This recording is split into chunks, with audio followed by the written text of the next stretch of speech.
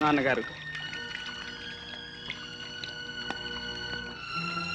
ఇది నీతికి న్యాయానికి ధర్మానికి దేవాలయం లాంటి ప్రదేశం.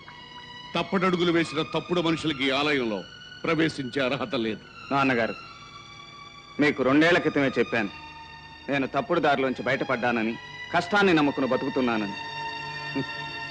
ఒకసారి చెడిపోయిన వాడు, ఒకసారి చెడు మార్గంలో అడుగుపెట్టిన వాడు మళ్ళీ రాముడుగాను దేవుడుగాను మారతాడంటే నేను నమ్మను.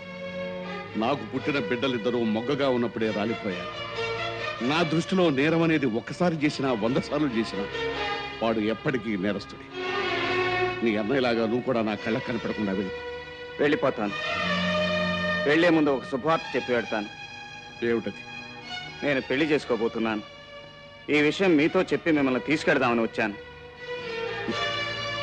మీ నాన్ననేవాడుంటే తప్పకుండా వచ్చేవాడే. కానీ మీ అన్నదమ్ములిద్దరూ మీ నాన్నను ఏనాడో చంపేశారు. ఇక మాట్లాడకుండా వెళ్ళి